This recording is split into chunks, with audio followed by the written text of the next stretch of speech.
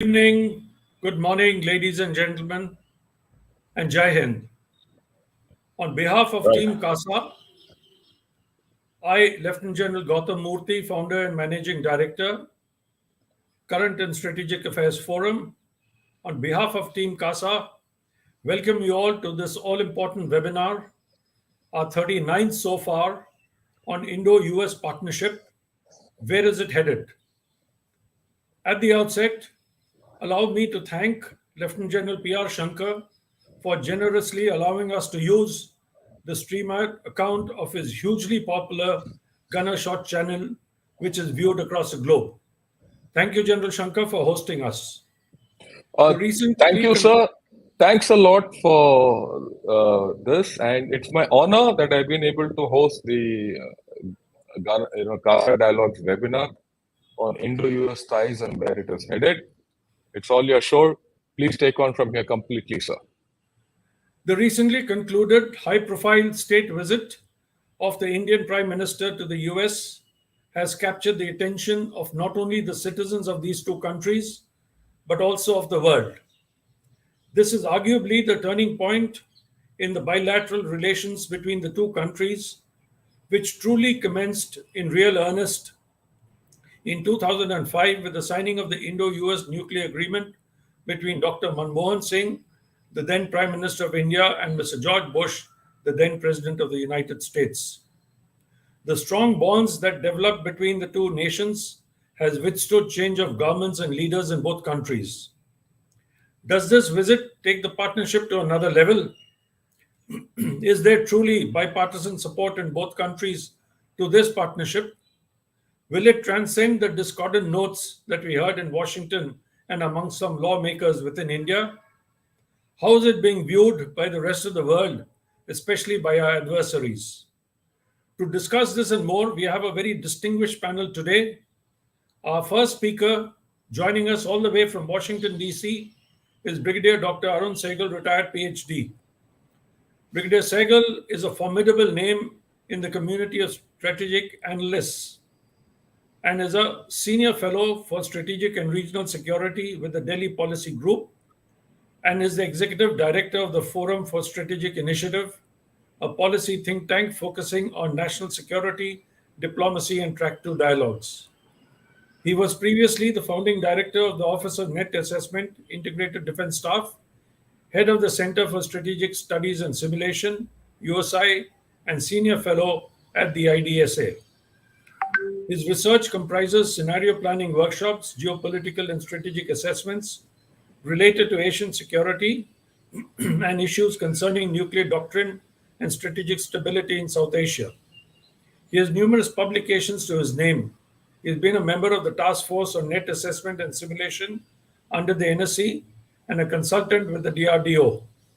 He conducts simulation and strategic games at the IDS, the Ministry of Defense, the National Defense College, the College of Defense Management, and also for other international clients. He is a member of many Track 1.5 and 2 initiatives. We welcome you, sir, and we look forward to you telling us how you see the views emerging from Washington, D.C. Thank you. Thank you. Our next speaker is former Ambassador Mr. Anil Trigunayat, IFS. Ambassador Trigunayat has served in many Indian missions abroad in different capacities. In the Ministry of External Affairs, he's held a number of important portfolios. Prior to his superannuation in May 2016, he served as Ambassador of India to Jordan, Libya, and High Commissioner to Malta. The ambassador has studied Russian history, culture, and language at the JNU. We welcome you, Ambassador Trigunayat, and look forward to hearing your views on the evolution of this partnership, how it is being viewed both in India and in the US, as well as in the rest of the world, as also, importantly, how it is being viewed by our adversaries. Our third panelist is Lieutenant General Anil Ahuja, PVSM, UYSM, AVSM, SM, VSM, and BAR. General Ahuja is an artillery officer and was former Deputy Chief of Integrated Defense Planning, Integrated Defense Staff, Policy Planning and Force Development. He was a founding co-chair of the India-US Defense Trade and Technology Initiative, the Interagency Task Force for India-US Defense Cooperation and member secretary of the Defense Acquisition Council during the period 2014 to 2016. He has been intimately involved with issues of defense procurement. He is a graduate of the Defense Services Staff College, the Army War College, National Defense College, New Delhi, and the Netherlands Defense College. Post retirement in August 2016, he was appointed Distinguished Fellow at the Vivekananda International Foundation and Senior Adjunct Fellow for Defense Policy at the Delhi Policy Group. His areas of particular interest include Northeast India, issues of jointness, higher defense organization, force development, and defense acquisitions. He's been following the Indo-US partnership very closely. We welcome General Ahuja and request him to cover the strategic significance of this partnership and the defense relationship between the two countries. Thank you, sir. Our moderator for the webinar is Major General Jagatbir Singh, who has written articles on this partnership. General Jagatbir was commissioned into 18 Cavalry in December 81, a regiment which he subsequently commanded. He is a second generation officer and is an alumnus of Doon School, Dehradun, and the St. Stephen's College, Delhi. During his 38 years of service in the Army, he has held many prestigious command staff and instructional appointments, including command of one armored division. Post retirement, he worked as a COO of a manufacturing company dealing with the export of high technology machines. He writes extensively on defense matters and is a prolific reviewer of books. We welcome you, General Jagatbir. It is over to you now for the conduct of the proceedings. Over to you. Thank you very much, sir. At the outset, I wish to thank General Gautam Murthy for this wonderful introduction and for giving me the unique honor and privilege of moderating this webinar on a very contemporary topic, which has been referred to as the defining relationship of the 21st century. I also wish to thank Lieutenant General Shankar for providing this platform on Gunner's Shot for us to have this webinar today. Over the last 2 decades, India and the United States have grown increasingly aligned, with the US providing greater military assistance to India to enhance its capabilities in response to China's rise. The US has supported India to advance its own strategic interests. As part of this, the US is helping India modernize its military capabilities, amongst many other partnerships and many other things they're doing together. Now, if you look at the Indo-US relations, they've had many ups and downs, and people say that post the nuclear explosion in 1998, when our relationship was the lowest, after that we had Kargil in 1999, and they say 2000 marked the beginning of a new phase of sustained consolidation of relations between India and the US, alongside the growing convergence of interests.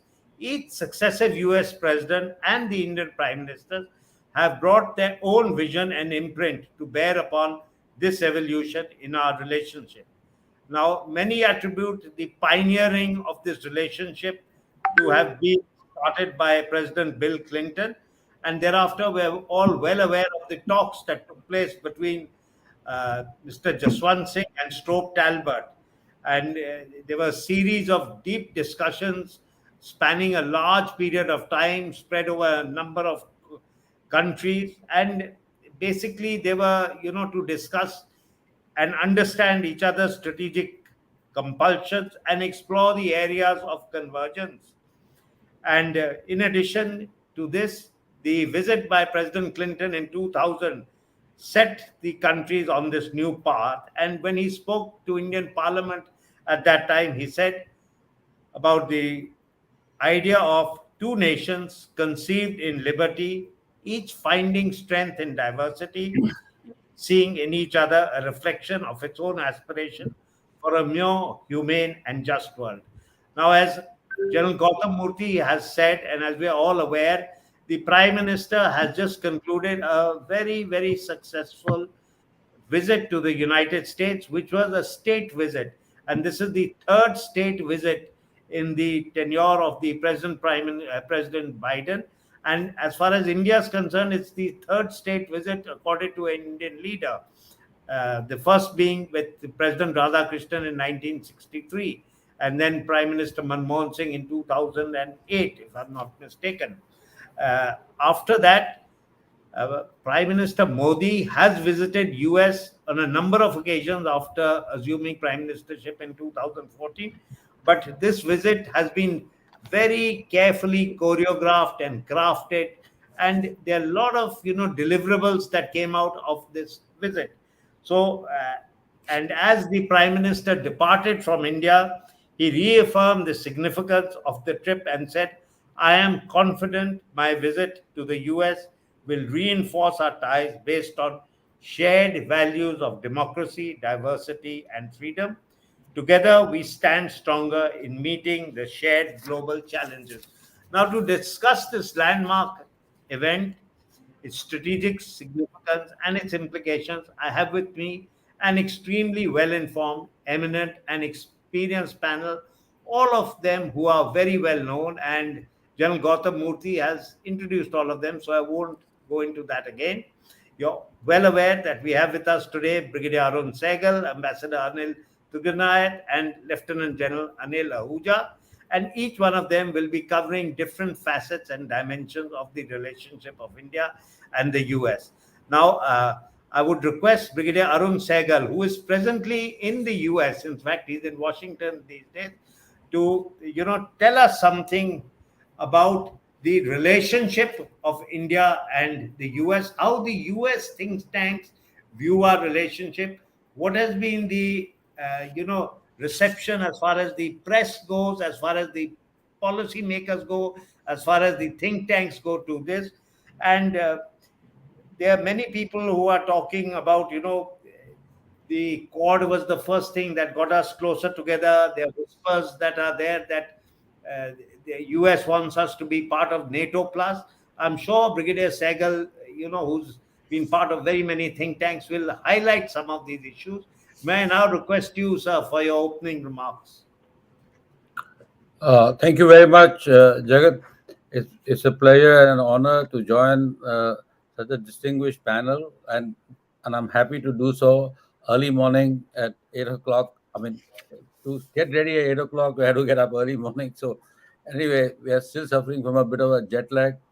I am in Washington, D.C., and over the last 2 days, we had the privilege of meeting the State Department people, our ambassador, and spent a full day with some members of the National Security Council as well as the CSIS staff, which is one of the country's leading think tank, number one think tank in the United States. So the bottom line that is emerging out of here is that it was not a visit which was to be oriented towards the strategic partnership alone.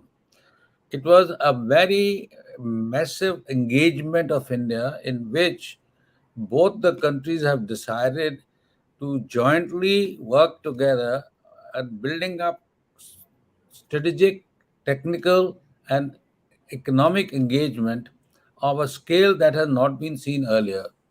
This is exemplified by the 6,000-word joint statement. No statement, and it covers just about every sector: technology, defense cooperation, economics, climate change, investments. Everything you can think of is being covered over there. So there is a lot of euphoria within the establishment, and including our embassy, which rightfully so, who have handled this visit, such an enormous visit with so many different players taking part in it, in such a manner to achieve what we have managed to achieve. This is the first part. The strategic construct of the visit is being looked upon by India's endorsement of the rule-based international order, and this complete alignment in Indo-Pacific as an inclusive space defined by international law. And India and Prime Minister, in fact, in his statement in the address to the joint House of the Senate, joint houses, has outlined the Indian perspective of Indo-Pacific, and in that he basically says is that it should be free from turbulence, it should free from interference, and free from debt-related domination, and it should be peaceful and stable. So this is underlined by the fact is that the fact that the both countries have endorsed this order in a manner that the way they have done it, it brings about a convergence of geostrategic interests. But in Washington, the geostrategic convergence is being taken by and large as a given, but the more bigger focus is on economic and technological relationship. Now, this is an important aspect which I want to understand. Along with that, there is a simmering narrative. I will be wrong in not in highlighting it. A simmering narrative of India's track record against minorities and human rights. It is being acknowledged. We heard prior to the visit some noises being made, including a congressional research paper which outlined the human rights record of India. But the fact remains is that this issue has unnecessarily got enlarged by the virtue of the fact that the reporter who asked that question from Wall Street Journal, the lady, has been brutally trolled by people across the globe and largely from India, and here also through by the Indian Americans. So that has sort of vitiated a bit of a atmosphere over here in terms of thing. Although the seasoned players are not giving it much credence, but there is a slight amount of misgiving. I wouldn't say misgiving, but there is a slight amount of a bad taste, that a kind of an issue that has happened. So I leave these things aside, but let me now highlight some of the points that we have picked up from our discussions with the State Department. They highlight to the growing close defense cooperation and shared strategic objectives. On G414 engines is a major landmark move. State Department is getting ready the notification to the both houses of Congress, which should go by the end of this week. By forwarding this notification to the Congress, the formal process of providing India the transfer of technology to will have commenced. But I like to caution the people who are watching this show. This is just the first step. It will go through a huge amount of scrutiny, both at the Congress and at the State Department. The State Department is known for its ITAR related objections, observations. There are also questions will be raised. What is United States getting out of it? They're getting the numbers ready. The numbers are being talked about is $1 to $2 billion for the for United States in terms of investment gains, etc. But the fact of the matter is that it's what the process is not going to be easy. It will be time consuming. To give you an example, on the AUKUS, the Australians have a 6-member team working round the clock over here, and for last 2 years they are still struggling with the right amount of clearances. General Ahuja, who is on the panel, would further clarify on this issue and what are the issues involved. So people should not feel that it's suddenly everything going to work and fall into place. The due process of legislative process will need to have to be gone through. The second important issue is that on the issue of critical technologies, and I'll give an example of Micron. Micron has decided to invest in India. So the fact that Micron has decided to invest in India is a very important message globally. So what that happens is that India will become a part of the global semiconductor supply chain.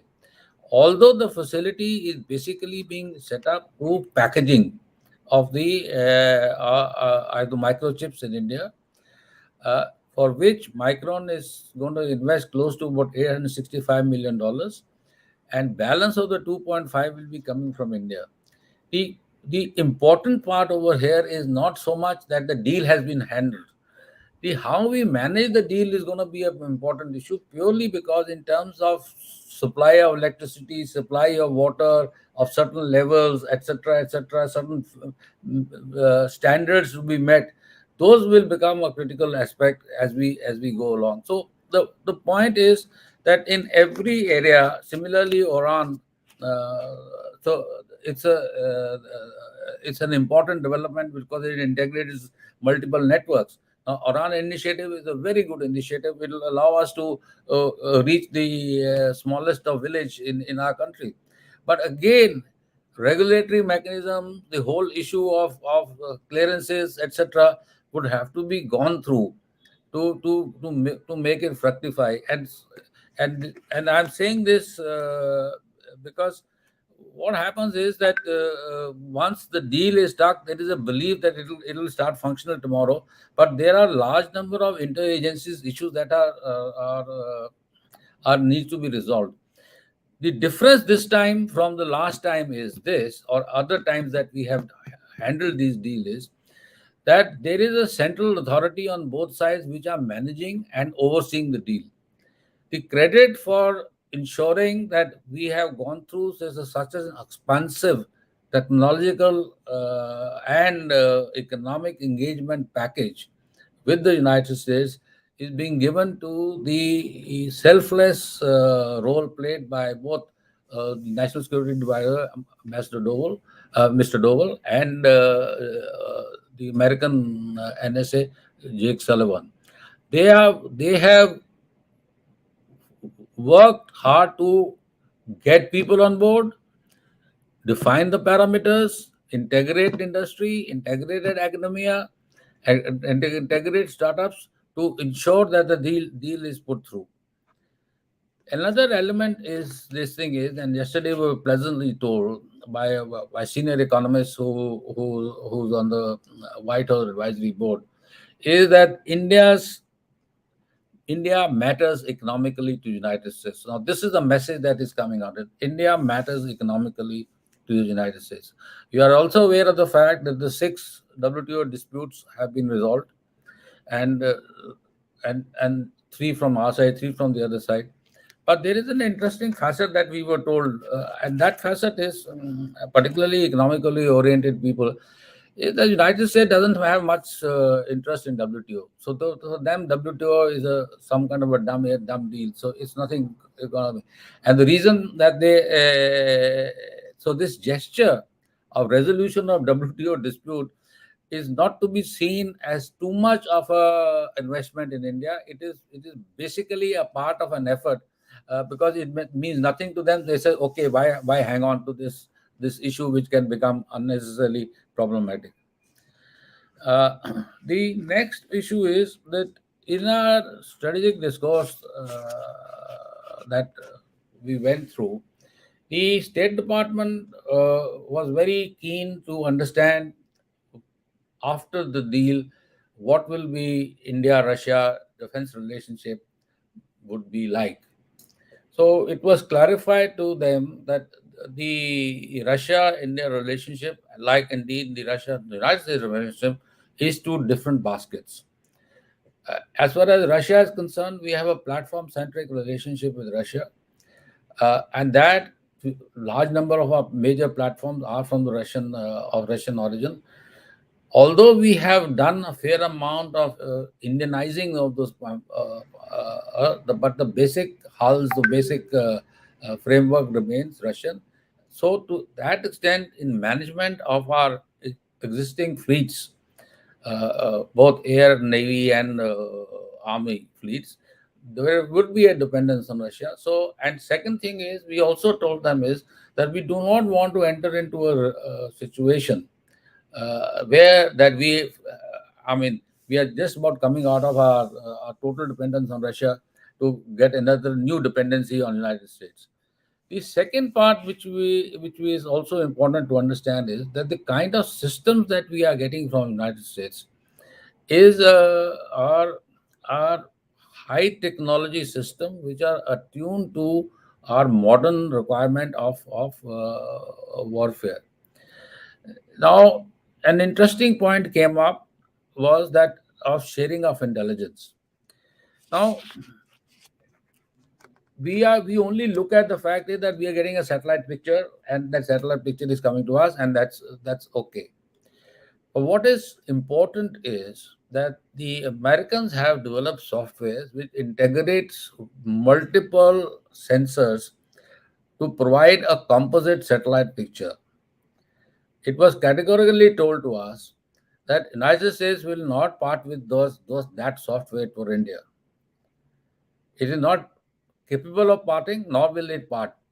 But what the Americans are trying to do is help India under the ICET develop softwares which integrates all our various sensors and helps us in developing a comprehensive ISR capability to deal with our requirements. So this is something what is that is being they're planned by them. Another issue is beyond G414. We were told that there will be some more announcements, particularly in the naval and army domain, which would be announced 3 months down the line, or in September, when President Biden comes to India. And that is also will be the period of the first review of as to how we have sort of moved forward in various directions. And we have one of the issues that we have always raised with the Americans is that when we talk about the Indo-Pacific, we have to talk about the Indo-Pacific as a composite whole. So what is the narrative which is being worked on right now is that the Pacific, Western Pacific, and the East Asian part of or what I will call the eastern end of the Indo-Pacific is being developed into a very strong composite security structure based on bilateral, trilaterals, of which Australian AUKUS is one part of the program. Then the Australia, Japan, US dialogue.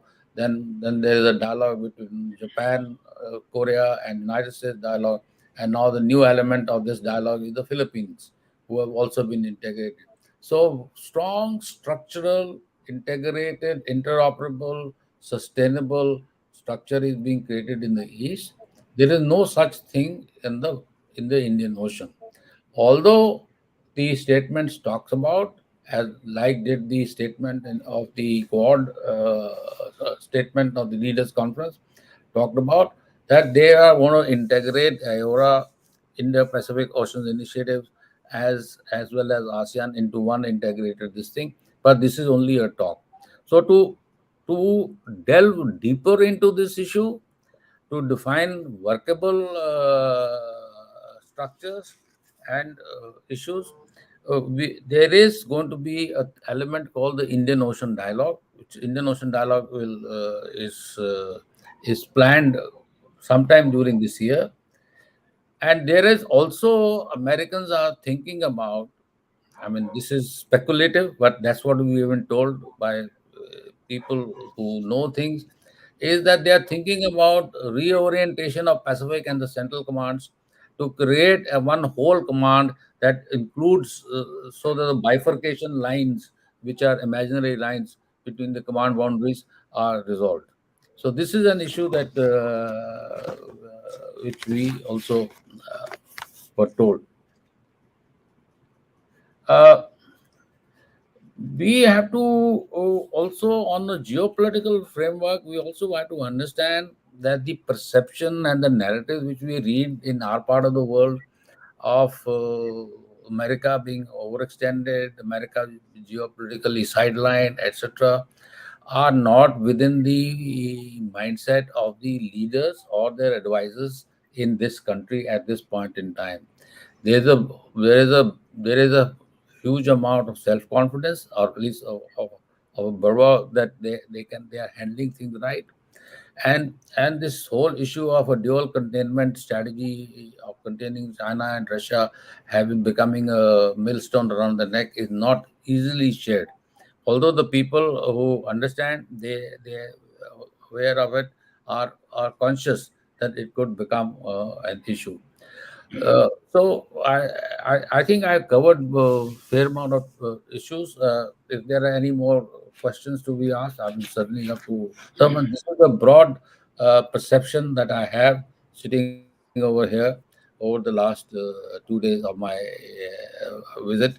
And this morning we are going to meet Mr. Kurt Campbell, who's known as the Indo-Pacific Czar, and we will get some more inputs. Also, Thank I you. think thank you very much, sir. It was wonderful. You gave us a tremendous insight into the inner workings of this relationship, how these deals almost came about, and the problems. You touched about the problems. I was going to ask you that what were the difficult topics on the table and how were both sides able to navigate these, and you covered it beautifully when you talked about the simmering narrative which exists, as well as the point of where Indo-Russian relations going to go in future with the amount of technology being provided. I think that's wonderful, sir. And before we go on to the next speaker, the only question I want to ask you is, sir, that do you think US suffers from some illusion that India is going to be part of an alliance with them, or are they accepting the fact that we're not going to be part of an alliance and only going to be part of some sort of partnership with them, sir? What is your views on that, sir? Because people have been talking of NATO plus, sir. Okay, no, there is no NATO plus on the cards. But what basically uh, uh, the United States attempt is to integrate India so closely in multiple domains, strategic, economic, technological domains, that it becomes an almost an alliance partner, or like they say para 4 of the NATO, where you will be consulted, but this, I mean, your war is not their war, kind of a scenario, but you are para 4 of NATO, kind of an alliance will. So basically, there are no illusions that India will be this thing, but the a strong India, credible India, capable India, which stands up to China and provides a degree of strategic balancing in Indo-Pacific, particularly in Southeast Asia, is just about what they want for the time being. And as India's uh, economy grows, we become from fourth to third largest economy, and then hopefully the second largest economy not too much years later. And the fructification of these programs, which incidentally I must highlight, are all 10 to 15 years down the line. We should not have illusions on that. Except for G414, with the first engine will come out from India in 3 years' time. But here again, we are 90 engines are on order, and they will cater for the first uh, lot of the Tejas Mark II aircraft. So there is nothing that would be found wanting. So there is a plenty of time with us to navigate the bureaucracy and get the systems working in our favor. We have to ensure on our part that we provide the same degree of coherence and interagency cooperation that has been tried to be put together over here. Thank you. Thank you very much, sir. May I now request Ambassador Anil Trugnayat, for his opening remarks. And may I request you, sir, to please, you've had tremendous experience in, you've been an ambassador in various countries. You've studied Russia, studied Russian, and been closely associated with Russia. So may I request you to cover, aspects of the evolution of our partnership and how it's being viewed by the rest of the world, particularly China, Russia, and Pakistan, sir. And how do you think, Brigadier Sehgal talked a lot about the role played by the Indian embassy over there in facilitating all this. Having been a very senior diplomat, you must have felt this pressure when you were manning these assignments, and the role of the embassy, what goes on behind the scenes. If you can give us a brief insight into that, sir. Thank you. Thank you, sir. Thank you, General Jagatbir Singh, and thank you, General Murthy and Casa, for inviting me to share some of my thoughts amidst this very illustrious group of experts. In fact, you have already yourself given quite a bit of a history of our relationship in your opening remarks, General Singh.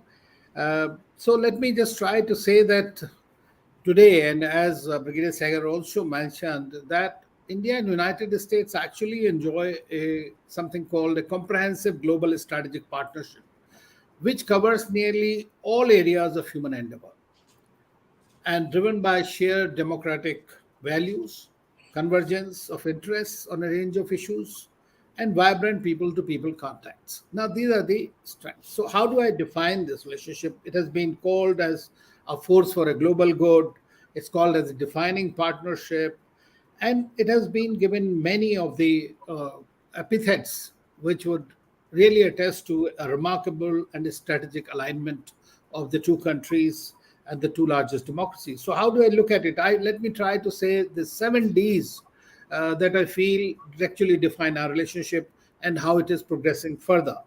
One is D stands for democracy, as we know. That is both sides. And this time, for the first time, we saw some good noises made by John Kirby and others, accepting that India is a dynamic democracy. Otherwise, they have a toolkit which they are always used before and after, and even this time. The second is how to deepen the economic and technological cooperation. So that has been another very major factor, which we are seeing now. USA is our largest trading partner with $194 billion and is third largest investor as well. And then third pillar is defense and security, including the cyber and the space.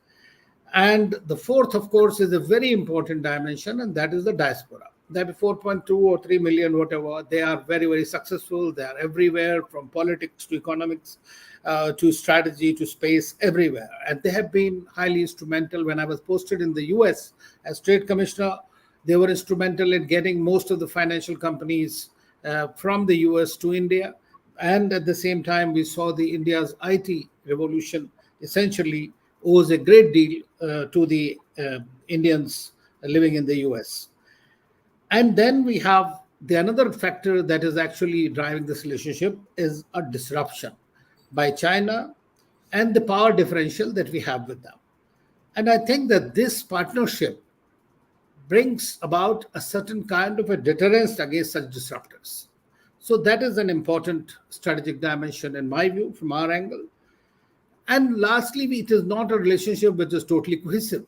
There are issues, there are problems, which I call as disjunct.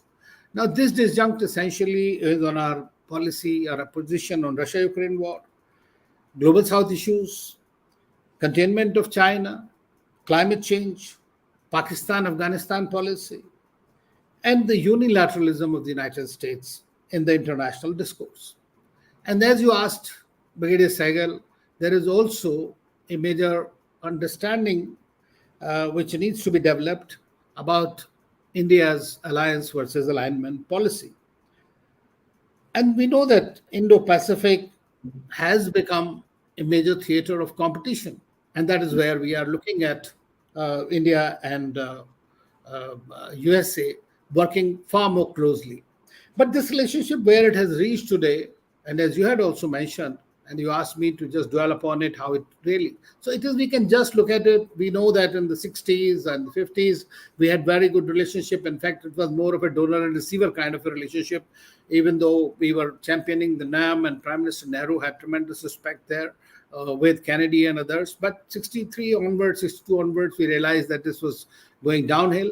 And in 1971, under the Cold War, when United States openly stood against India and threatened us, when we had to develop this relationship with the Soviet Union.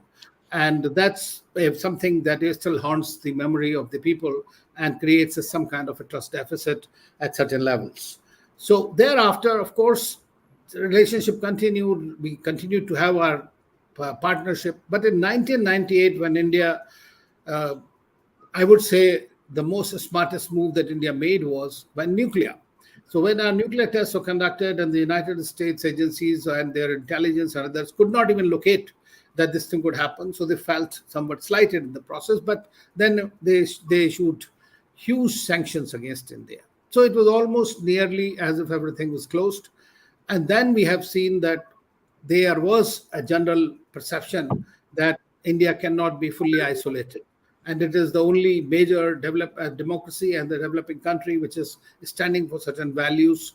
And that, but at the same time, the USA was indulging a lot China and Pakistan and all those countries in the past, and therefore we continued on our journey. But the disintegration of the Soviet Union was a major point from where we had to also start looking elsewhere. So the whole world was virtually looking towards the US at that time. And I know 1998, beyond that, 2000 actually, I was posted in Moscow.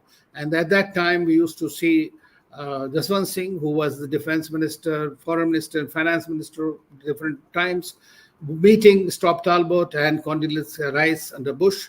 So we saw that, but every leader, Clinton onwards, always welcomed India as a power, a leader in the world. I mean, in fact, this is how something that each president from Clinton onwards, whether it is Obama or whether it is Bush or Trump or now Biden, all of them have actually spoke about India very highly and wanted to see India in a much better format on the international discourse and on the right side, essentially. Even today, the whole thing is also driven so that India is not driven away. That is the thing. China has been a major factor and which has done it also a little bit on the thing. So we have seen that Bush, of course, was an unexpected supporter of India, and we saw the civil nuclear deal that happened. And he also said that the coming century will see democratic India's arrival as a force in the world. So I think that this is a general perception that has been across administrations in the United States and the three prime ministers that we had, who have really brought this relationship to a much greater depth that we are talking about today. Then Barack Obama, as you know, that initially we have seen as a senator and all that, he was against actually the civil nuclear agreement. But he eventually voted for this. And then over time, as we have seen that he was a supporter of India, and he is the one president who had received both Manmohan Singh as well as Prime Minister Modi. And he was himself the first US president, I think, to be invited to be the chief guest on the Republic Day. Now, of course, what he spoke recently was something that has created a lot of problem and at home, especially the perception problem about the US's role in this. And then we have seen that then comes Trump, who was a maverick, actually, as we know that he did indulge in Twitter diplomacy, as it was called. But he was the one who actually did many things during his tenure. And that was like it is called Strategic Trade Authorization Act for India, for technology releases. He is the one who signed all these foundational agreements during his time with the Casa, Beka, or all others. And he also continued to support India. And when Prime Minister Modi went to Houston and other, we all know that how he went around with him, Ab Ki Baar, Trump Sarkar and all that. These are some of the things that continued to build upon. What is the important thing is that all these leaders, our leaders and their leaders, all have contributed to strengthening this visit. And Prime Minister Modi has been there already 8 times now. And this was his state visit, about which Brigadier Sehgal has spoken in great detail. And I think that this visit and now the kind of institutional arrangement that we have made, whether with the partnership in Quad, whether in the Indo-Pacific Economic Forum, I2U2, IUSU is another one in the Middle East, which is happening within India, UAE, Saudi Arabia, and USA.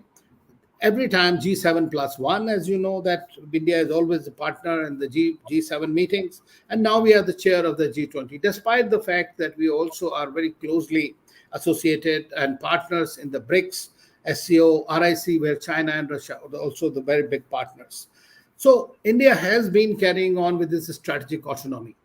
And how this strategic autonomy eventually is going to play out if the world really gets divided into Cold War 2.0, then that is something that we are going to have a look in this. But this Prime Minister Modi's visit was very important in many ways. And of course, it will be talked about by General Ahuja also about the technology transfer and other things and the defense purchases. But I also feel that there has been not only the shared values and shared interests, but there are something called strategic choice versus strategic compulsion for the United States. So we have to look at it in that perspective also. So alliance versus alignment approach may perhaps be compromised over time. We don't know about this. India has already declined about the NATO plus, that will not happen. And we have seen now that these ICET and Indus-X and other important this thing. So in this last visit, what we have seen is it is probably defined by three T's. That is, one is technology, and number two is most important, trust.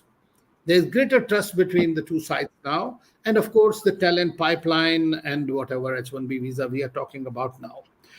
And of course, this Defense Industrial Cooperation and India joining the Minerals Partnership for Critical Technologies, Artemis Accords, those are all taking the relationship into a very, very different direction. Now, in my last 2-3 minutes, I would like to talk about how the world is reacting. Actually, most of the places that I have seen is there has been generally a positive coverage. Official statements are generally not at all negative. So when Prime Minister Modi was going to US, he made a very clear statement, and also in the Wall Street Journal, that our position on Russia is very well known to everyone, and it is broadly accepted in the United States. So frankly, we have not seen anything from the Russian media particularly. But what happened is, just prior to the visit, Lavrov started talking about closer partnership and relationship and a very important country, critical country for terrorism, fighting terrorism and this, that, which is something which is, I think, is India will not take very lightly, especially from them. But the most important thing we think, and also John Kirby said that this visit is not about Russia or China. It is a bilateral visit, a very big visit, and so that thing. Now, we have seen the statement, the joint statement, which is very detailed, actually, one of the most detailed statements in which key issues were covered. Of course, India did not, we don't see Russia or China in that sense being mentioned in this, but the questions were very clear. And so what they basically, these, the Chinese actually got really somewhat perturbed. And we have seen, especially by the deals, the technology deals, or these drones, and that we are going to Reaper drones that we are going to buy. So they said that whatever the countries do, this should not undermine regional peace and stability and target any third party. So this is something, this is what they have been saying, and repeatedly they are saying that there should be, and no one should work against third country, of course, forgetting about their own this thing. And they, in their statement openly and again, including their media, talked about that we hope relevant countries will act in ways conducive to mutual trust between regional countries in the field of security and stability in the region. So they are definitely rattled. There is no doubt about it, and rightly so. They should be. As far as Pakistan is concerned, you know, in the para where we talk about fighting terrorism, and Pakistan was very clear. So I think that this was a para which was very clearly drafted by us, our embassy, and the government of India, and which very clearly makes Pakistan, calls out Pakistan as basically a terrorist state and wanting them to do something. So what they did was they called the charge d'affaires of US and just protested to him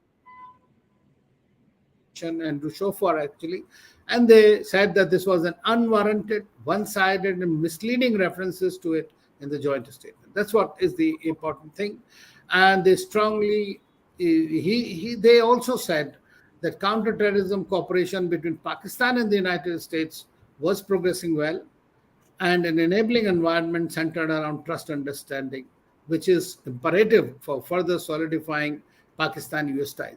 You all are aware that Pakistan was given some $450 million by the United States. So we need to be careful about the sensitivity. And I always believe that the relationship can only go forward unhindered if there are those three M's that we often talk in the context of China. And those three M's should be the underlying principles for any cooperation with any country in the world, irrespective of how big or how small that is.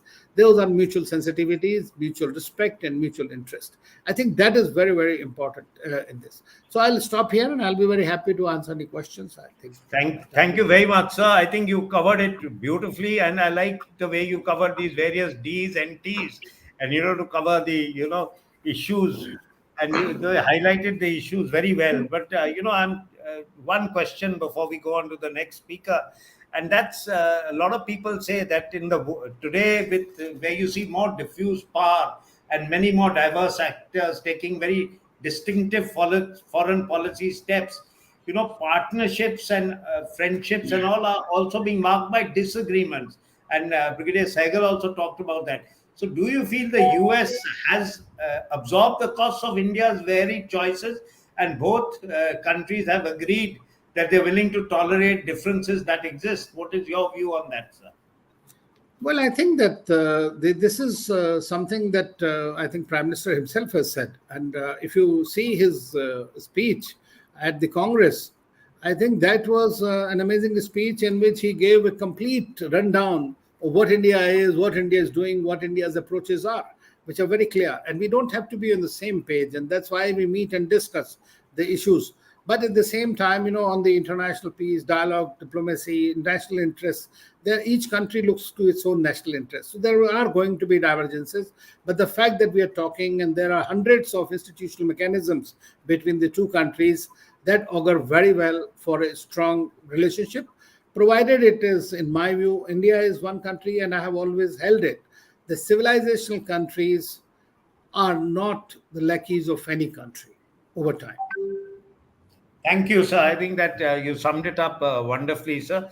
Now, sir, may I request Lieutenant General Anil Ahuja, who's also a member of the Delhi Policy Group and has been very closely involved with the defense relationship with the US, as has been brought out by Brigadier Arun Sehgal. And this was when he was the DSID's PP and FD in headquarter IDS. And I would request him to talk to us on defense ties. And if I'm not mistaken, it was in 1991 when General Kicklighter, US Air Force General, who first visited India at that time, and these close ties started taking place. And the Prime Minister at that time, Narasimha Rao's remarked that professional to professional relations have achieved far more than politicians have been able to achieve in decades. And as Brigadier Sehgal mentioned, the G414 engines are there. People are talking about the Strikers also having been offered. There are 31 Predators, which are also a deal for that is in the final stages. And you talked about one of the Ds being defense. So may I request you, sir, to please tell us something about the defense aspect and defense dimension of this relationship, sir? Thank you very much, Jagatbir, and thanks to Casa for giving me an opportunity to be with such eminent panelists as well as with such eminent participants.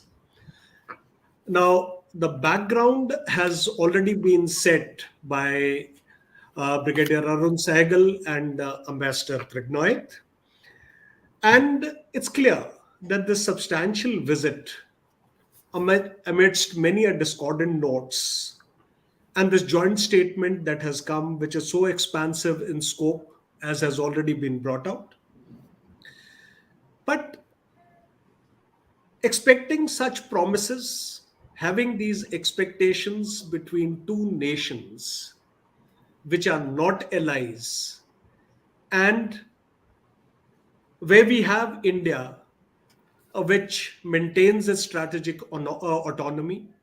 Well, doing all this with these limitations or these parameters is a challenge.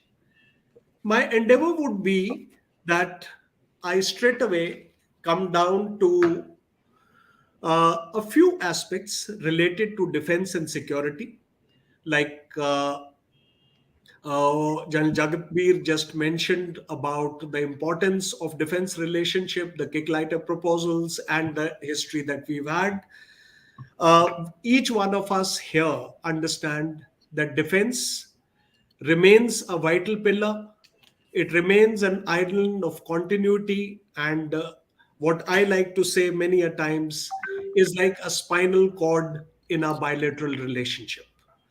Now, I will try and cover 6 questions that I have identified, which may interest most of the participants. Number 1, are we entering a new phase of relationship? We've heard this all along in the discourse. The second is, if we are entering a new phase, why now? The next aspect is, what are the main features of this new phase? The fourth aspect is, what makes us so optimistic when DTTI, which met only partial success, and I'm trying to be modest in this, having been associated with it. In fact, most of the people say it was a total failure. We'll leave it there. But if we didn't get so much of success from DTTI, what gives us such great confidence that ISET, Initiative for Critical and Emerging Technologies, would be a grand success? I'll mention a word about drones and aero engines and other deals that that have been touched upon by Brigadier Sehgal. And uh, finally, I'll come to the challenges that we need to address to implement whatever has been discussed between our leaders, because they've done their job. It's for us now to carry it forward. So, broadly, I'll be addressing these six aspects. Now, before I go on to this, let's very broadly recapitulate that what are the primary drivers of the strategic partnership? Why basically we are coming so close to each other? So there are primarily three major things from, if you look at it from the perspective of US. Number one, uh, it wants to complement India's effort, in their language, support India's effort as a key counterweight to China in their Chinese attempt to dominate the Indo-Pacific. And they would like, and they are making all the efforts to incorporate us into a network of uh, alliances and partnerships in the Indo-Pacific. So this is the strategic rationale. The second is harnessing India's immense pool of talented manpower, highly skilled people, which are in huge demand today. You read the joint statement and you read what is written on this particular aspect. Why does Lam Research want to come to India to train 60,000 Indians for the semiconductor industry? This is the reason why Applied Materials wants to spend $400 million to set up a collaborative engineering center in India. And as per an estimate from CSIS, one of the papers recently written, there would be a requirement about 350,000 skilled personnel in next about 10 years, out of which 70 to 90,000 when the ongoing fabs for semiconductors are ready. So this is the demand, this is the leverage, and this is the rationale. And the third underlying driver is exploring immense potential of Indian markets, both defense and civil. And with this ISET, when you look at the scope of this, as you are all aware, read about,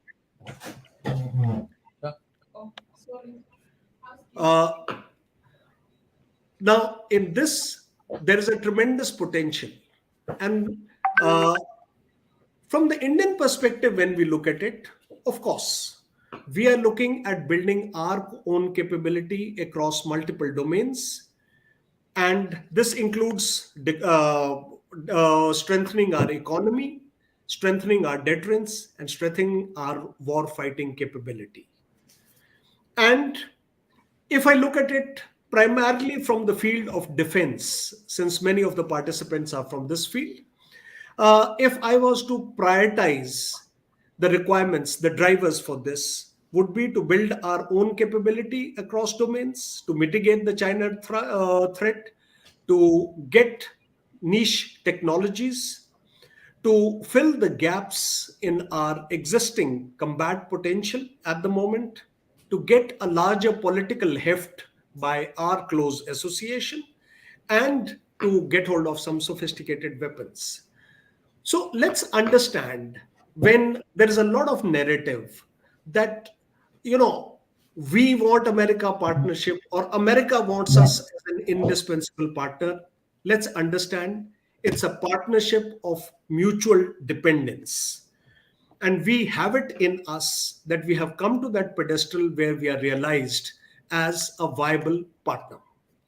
Now, the first point that I had mentioned was, are we entering a new phase? Yes, the existing phase, which really actually took off with the Defense Framework Agreement 2005, and so like, well, let's say approximately last about 20 years. Now, this was characterized by our getting the foundational agreements in place, a large number of other agreements related to industrial security annex. We were designated as major defense partners, strategic trade authorization, one, a series of dialogues with 2+2 dialogue at the top, defense policy group, military cooperation group, the executive steering groups of the services, joint technology group, and in every field we have number of these. I don't have the time to elaborate on this. Then the maximum number of exercises for both countries: Army, Navy, Air Force, National Security Guard, Special Forces, tri-service exercises. You look at the 8 months period between August last year and April this year, we had 6 exercises between India and the US. And then cooperation in industry, cooperation in technology. Now, that has been the phase so far. Now, as we are entering the next phase, the emphasis is on industrial cooperation, including defense, and entering the highly fenced field, which, you know, the Americans like to call it small yard high fences, this field of technology. And this has been given real face by ISET, Initiative for Critical and Emerging Technologies, agreed between the two leaders May last year at Tokyo, and initiated in end of January between the two NSAs at Washington, and the second meeting held here when Jake Sullivan was here in June this year. So here we are looking at investment, we are looking at trade, we are looking at resilient supply chains, and we are plugging in to the programs of two respective countries. You know, those of us who are following America, there are 3 very important bills which were recently passed: the Chips and Science Act, the Inflation Reduction Act, and the Infrastructure Investment and Jobs Act. Now, they have aspirations under these. On our side, we have our vision for Atmanirbhar Bharat, PLI, our Indian semiconductor mission, our quantum coordination mechanism.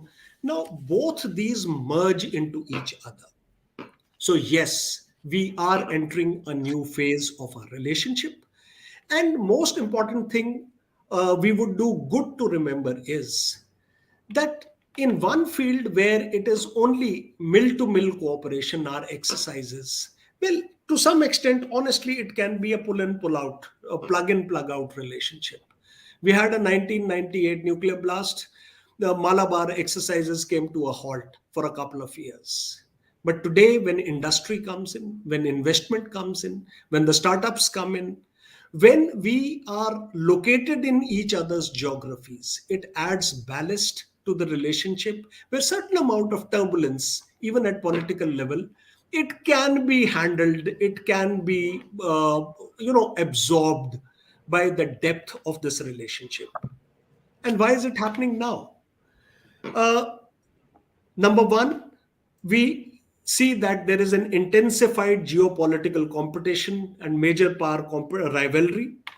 And because of this, there's a greater need for greater mutual dependence. And we ourselves are at the geographic front line of Indo-Pacific. So both sides have their concerns, greater concerns than before. The next is growing technology gap between China and the US. and the need to bridge it in telescoped time frame.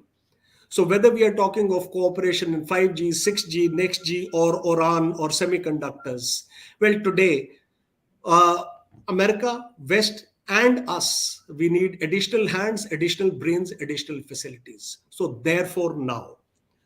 Next is ongoing Russia commitment in Ukraine. Now, America looks at it as an opportunity to wean India away from the defense dependency on Russia. And from our perspective, it opens another option for us. Which way we want to choose? Well, that's on our wisdom. Next aspect is America is looking at us as part of US industrial and innovation strategy, where the partners can plug in and partners can cooperate. So for India also, it's an opportunity for trade, investment, technology, and for our capability development. Capability development twofold.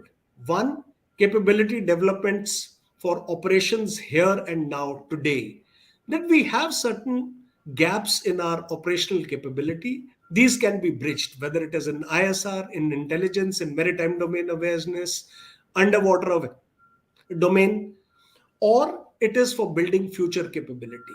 Our acquisitions can also be seen in this context. So it is a belated recognition of the great potential and an acknowledgement that it resides in India. So this is a moment of convergence, and that's why perhaps it's happening now. The main features I have already said of the new phase is the defense industrial cooperation.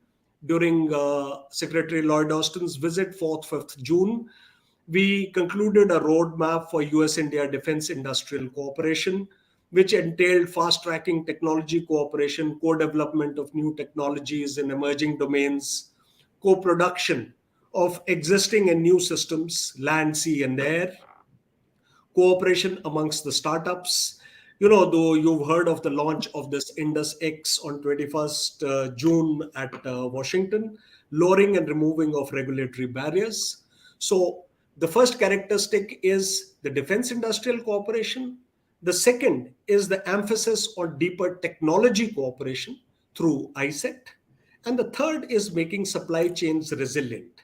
We are initiating a dialogue on security of supplies agreement and our reciprocal defense procurement agreement, repairing and maintenance of ships and logistic supports. Now, as part of this, two new dialogues have been set up. One is the strategic trade dialogue headed by the Foreign Secretary on our side and Undersecretary for Political Affairs and Undersecretary of Commerce on the US side. And we have a new advanced domain or defense dialogue, AD3, which is talking of space, artificial intelligence, and application of the future technologies into the system. So these are the new features. Now, what makes us think that ISET will succeed? Now, first of all, to all those who feel that DTTI did not deliver or DTTI was a failure, let me say this at the expense of reputation, which I've said many a times. DTTI has been and will always remain a silent enabler. It is DTTI which has brought us to the pedestal of ISET. It is a DTTI where the aero engine talk started around end 2014, early 2015. That is where we have reached. But be that as it may, now, by working together, we have leveled unrealistic participation, unrealistic expectations. Here in India, we were quite excited, if I may use that word. When we went into DTTI, we thought we'll get the top of the shelf technologies readily available to us. And Americans thought that they will get immense orders and they will get them with a non-competitive access, which I may call a backdoor entry into the orders. Well, that was not to be on either side, because technology doesn't come gift wrapped, technology doesn't come ready to use. And the scope and the level of engagement has now risen, because whether it was DTTI or it is ISET, the aim was to remove bureaucratic hurdles by engaging high level attention. Now, in DTTI, the level was at the Secretary Defense Production and equivalent on the US side. The level was high, but not high enough to remove licensing barriers, restrictions, etc. But today it's been raised to the level of NSA. DTTI was only within the domain of defense, but today it's in quantum, AI, space, telecom, high speed computing, and all these spheres which have dual use, which have applicability in defense, which have great, huge applicability in the commercial domain with lots of payoffs. So there is greater motivation to lower these. And there were inadequate strategic underpinnings to DTTI because I said, let's face it, or this relationship is much more, this technology relationship is much more than about technology. It's actually about strategic convergence and policy alignment, because nobody lowers the barriers just for effusiveness or warmth of relationship. There has to be something substantial, and that most substantial is the strategic convergence. So now a word about the drones and aero engines deal. Now, we signed a MOU between GE and HAL for manufacture of G414 for our LCA Mark II. There are some figures being quoted in media of 58% TOT offered in 2012, 80% being offered in 3 years' time now. I have no authentic thing either to substantiate it or to refute it. I mean, let's accept the way it is. 414, we've already had 75, 404, we've already had 75 delivered, about 99 are on orders. 4148 are already here since our LCA Mark II is being developed. Now, in this context, let me flag 3 issues with no comments. Please draw your own deductions. Number 1, the engine division of HAL came up in Bangalore in 1956, the year I was born. They started doing licensed production of orifice turbo engines with Rolls-Royce. And as per the knowledge information available on their website, they have so far manufactured 3,100 engines, repaired 16,500. The engine division at Koraput came up in April 64, and it started manufacturing Russian origins. And so far they've manufactured 1337 engines, repaired 7,700. And the GTRE, under the DRDO, a center of excellence for aero engines, it came under DRDO, having been raised in 59, came under DRDO in 61 at Bangalore. It is supposed to be our center of excellence. So all I would say is that to become self-reliant, we have to do it differently. I'm not a scientist. I cannot say responsibly that we have to do it better, we have to do it this way, but I just want to leave it. We have to do it differently to get best out of it. The second is about the MQ-9B, our Sea and Sky Guardians. Well, this we have a plan to procure. DAC has given the approval.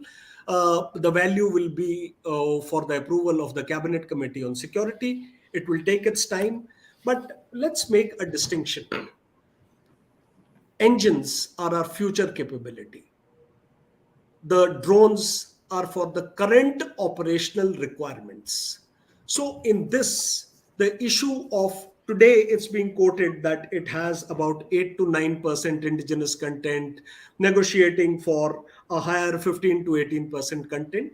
Well, you have to balance it with operational needs. You have to balance it for the future leverage so that we get the technology.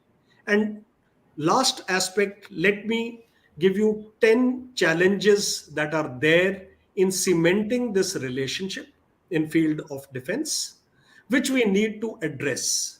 Number one, cooperation in high fenced technology areas. It never comes gratis. There is no altruism, it comes at a cost. Either it will be strategic or it will be financial. And in all these, let's accept it, terms and conditions apply. Quite like the housing loan that you and we might take, terms and conditions apply. Number two, all these licensing barriers, restrictions that we are so enthusiastically looking at being lowered, please remember that Arms Export Control Act or ITAR or EAR or our own defense acquisition procedure, now they have originally been framed as guardrails, not as roadblocks on the road. And they've been done with great thought so that you don't open back doors, so that few things don't happen to you which are not in your interest. Yes, the geopolitical realities have compelled us to come to that stage where they have to be lowered. These barriers have to be lowered. But with the existing mindsets and with the changed realities, lowering them is easier said than done. The third aspect is, let's understand our position in the pyramid of trust, which would be there in American system. It wouldn't be said in that many words. The top of that pyramid would be perhaps AUKUS. Next would be the Five Eyes. The third would be the NATO, the old NATO countries. The fourth may be the newer NATO countries. The next may be other allies, and the next may be partners. Well, we are somewhere in the pecking order. There's something above us, there's something below us. So the level of trust would take some time before these things can be freely shared. The fourth is, we have to make a clear distinction between what capability we are building for current operational capability and what for the future. I've already made a mention to this. The fifth is appreciating nuances and pace of technology transfer. Gentlemen, it has a hugely long gestation period. Brigadier Sehgal made a mention of 10 to 15 years. Yes, in my very personal view, if I'm optimistic, 10 to 15 years. If I'm partially optimistic, you can extend it beyond. So we'll have to remain mindful of this rather than getting restless about it. The next is investments. The investments have to come in, but they should be non-dilutive. It shouldn't happen that a brilliant startup, brilliant innovators, they are given the financing today and they are taken over or poached tomorrow. That's a real possibility. We have to ensure that. Aspect of Russian relationship has already been brought out. But the biggest thing that I have in my mind is the right slotting of our innovators and startups of Indian industry. Gentlemen, it's very easy. Our industry is already very excited that Indian government should right away sign the reciprocal defense procurement agreement because we will get into somebody's chains. Gentlemen, it's easy to get as a component supplier, to get as a fourth tier vendor somewhere. But with the brains, with the capabilities, with the aspirations that we have to build our capability, we have to pitch ourselves there, where we can share the IPRs, where we can use those for building national capabilities, where we can use those IPRs to monetize to get the commercial benefits of these. Don't sell yourself cheap.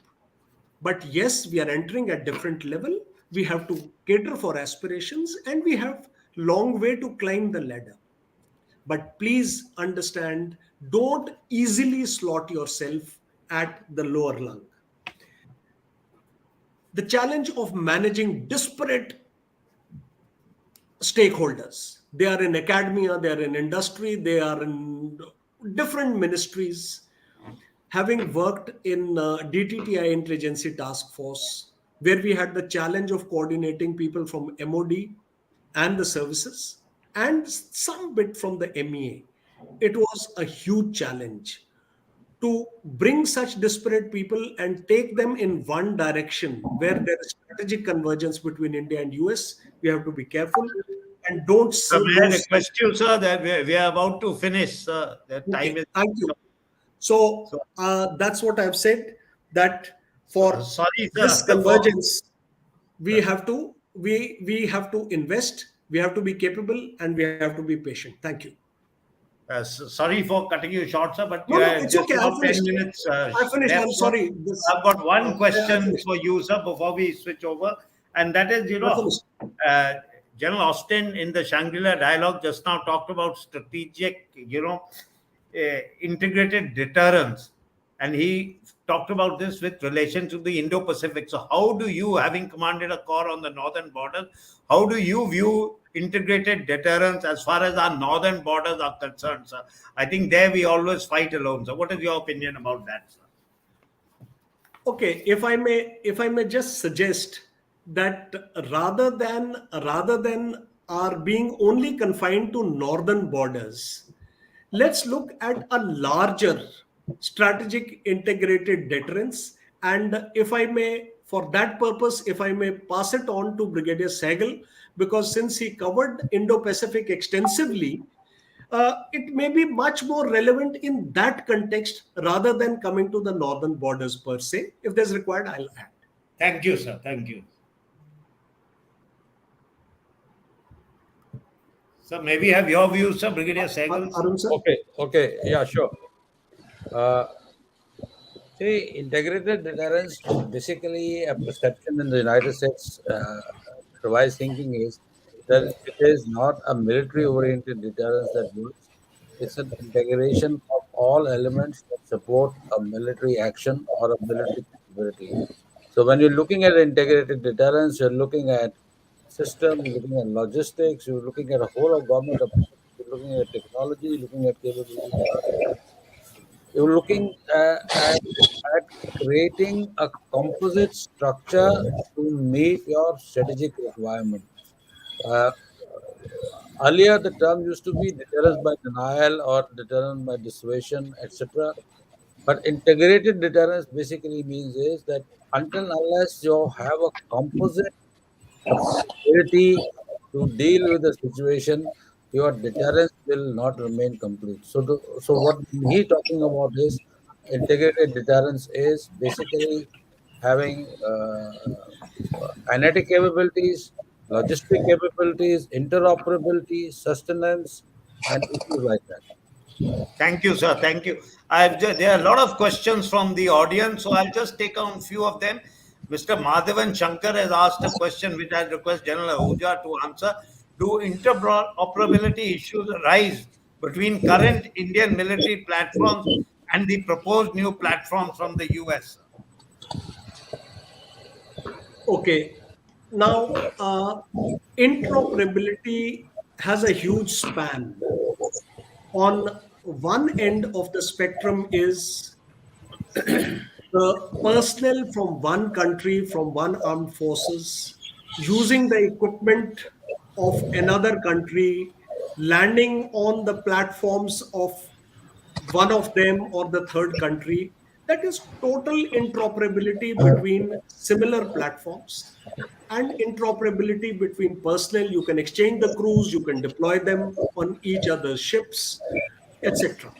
Now, that is one end of the spectrum. Where we feel is, and this will probably give you an answer to what you have asked specifically, is in India's perception, interoperability is not a function of having common platforms because we have a large number of different origin platforms. We believe that we can bring interoperability by coordinating our communications, command and control, our drills, that we can still operate together by these means rather than having only common platforms. We've always insisted this because we can't afford to change our platforms. So even if we get them, Yes, there will be issues. Brigadier Sehgal spoke about the common software for getting an integrated picture, or operationalizing certain communication links. We have moved some way after signing Comcasa, after signing Becca. We have moved some way, but we are still not in that ultimate level that I had mentioned. But I think we'll be able to operate it. There won't be such problems that we can't operate these platforms. Thank you, sir. There's a question from Mr. Shrikant Kulkarni for Ambassador Anil Trugnayat. And, sir, is the civil nuclear agreement still relevant or required from our point of view? If yes, what is the likely move forward? Well, I think that the Civil Nuclear Cooperation Agreement was the base which allowed us a lot of leeway. And we are still not part of the NSG, and that's where this is directly linked. So, most of these regimes are interconnected, and that is very important for us. Now, the only thing is that we have not seen after the Civil Nuclear Agreement much of the investments from the United States. And as you know, there were liability issues and others.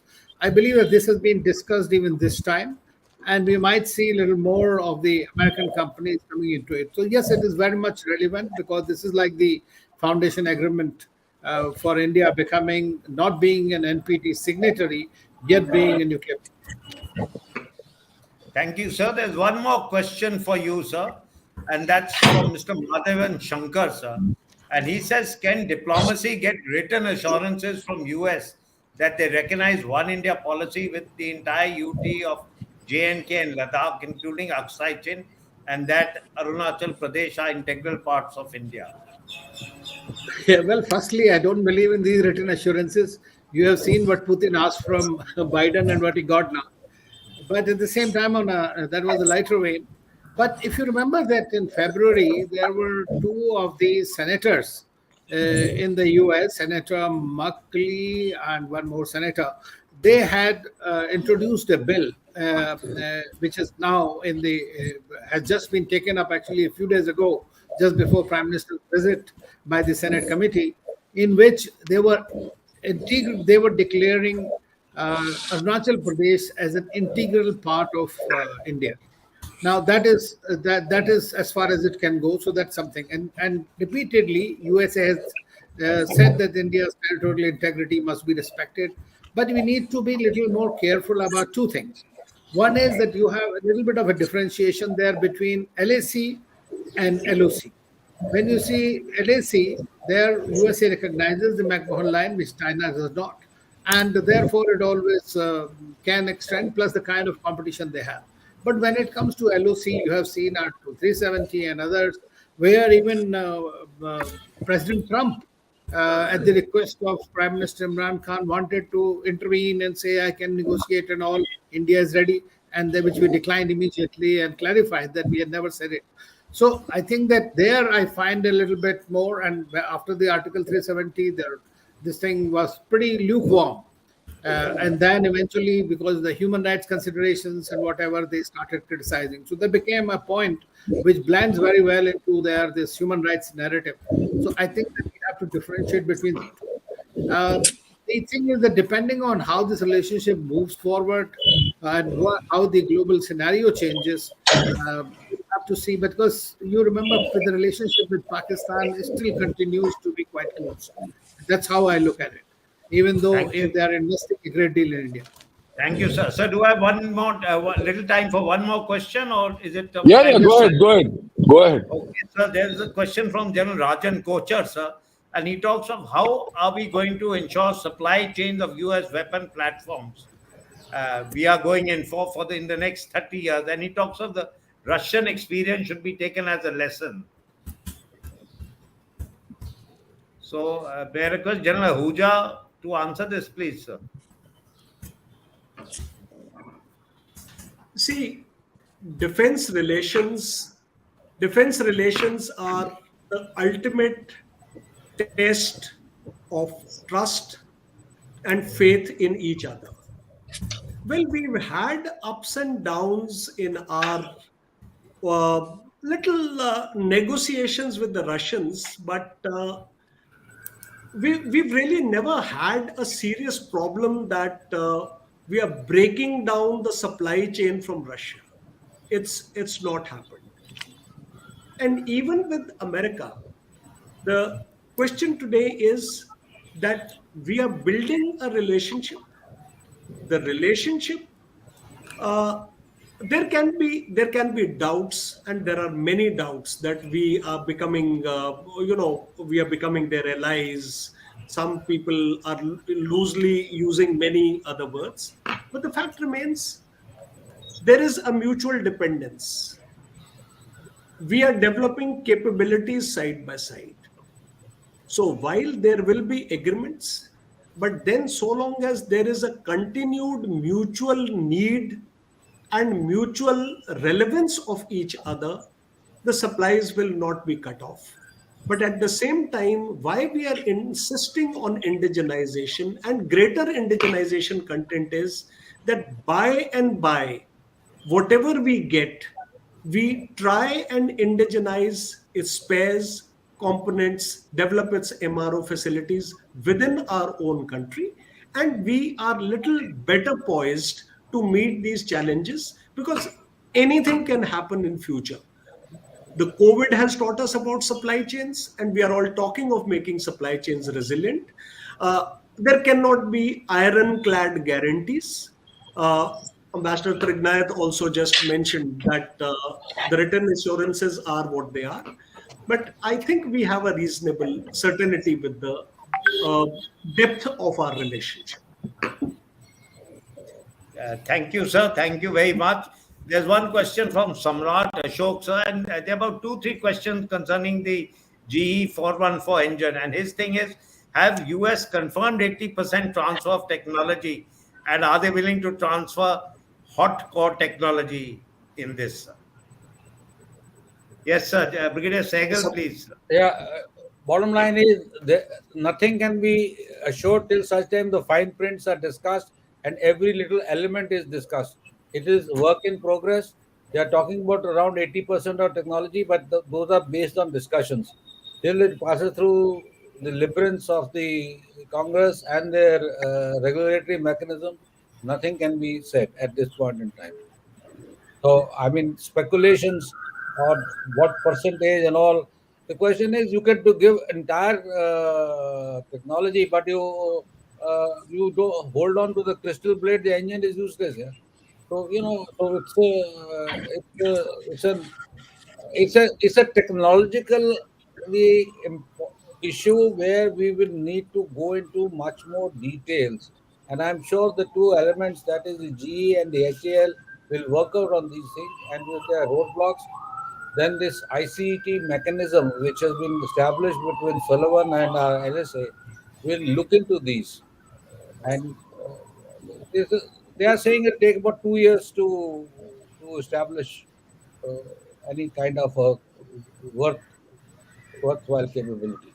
Thank you, sir. There's also another question regarding reverse engineering. And the person has asked, is there a possibility that organizations like DRDO, GTRE, and HAL could potentially reverse engineer GE engines? But I don't think we're into reverse engineering at all, sir. So can you just throw some light on that?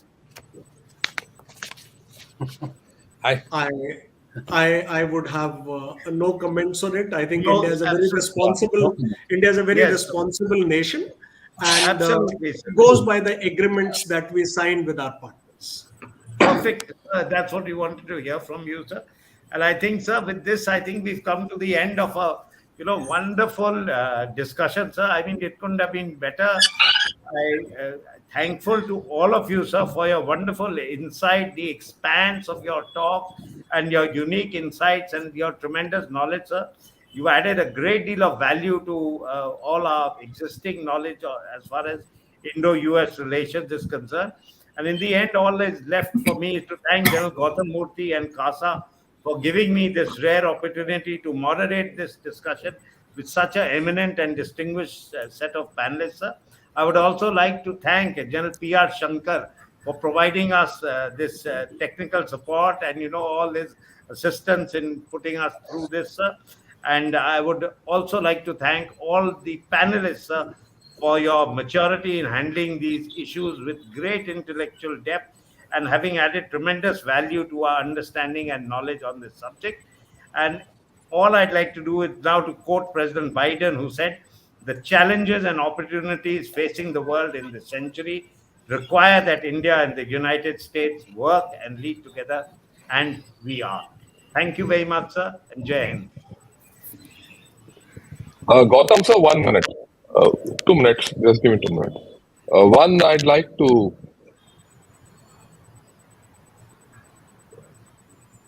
One minute, sir. Right. Yeah, I'd like to thank Abhishek for his super sticker. I'll leave the entire panel with a thought. The last question, right? And it's something for us to ponder about. He says, "Namaste all. Are we giving any technology or high-end product to USA?" It leaves us with a thought. At the face value, we might be thinking we have nothing to offer to USA. But I'd like to clarify and highlight what General Ahuja did say, that what you're giving as a very high-end product is the capability to make high-end products through our manpower. And that is what one of the major reasons why USA is coming here, right? And that is the scope they're looking at, because unless you have someone to make this technology happen, it doesn't happen. And that's the faith they have invested in this relationship. Thank you, sir, for this opportunity. This is probably the first time on Gunner Shot on my own channel I have not given a comment or spoken. But then there's always a first time for everything. So, with this, sir, General Gautam Murthy, sir, please take on, and you might like to conclude the show. What a fascinating discussion this has been. What great depth to it. The eminent panelists and the moderator brought their formidable knowledge to the fore and shared it with the audience. I really thank them for it. It has taken this discussion to another level altogether. And for those who want to understand this partnership, where it is headed, and the intricacies of it, one only has to view the recording, which will be available on the Casa website as well as on the Gunner Shot website. I thank Ambassador Anil Trigunayat, General Ahuja, Brigadier Arun Sehgal for their perceptive comments, for the perceptive talk. I thank General Jagat Beer for moderating this discussion so well. And above all, I thank General P.R. Shankar for offering us this wonderful platform and also putting that thought into our minds as to what is India offering in the bargain. Thank you all, the audience, the participants, for this, for your participation, for the questions asked, and last but not least, thanks to our technical assistants, Ms. Barnali Singha Roy. Thank you all very much. Good evening, good morning, Jai Hind. Jai Hind. Jai Hind and good evening. Thank you very much. Good evening. Thank you. Thank you very much, sir.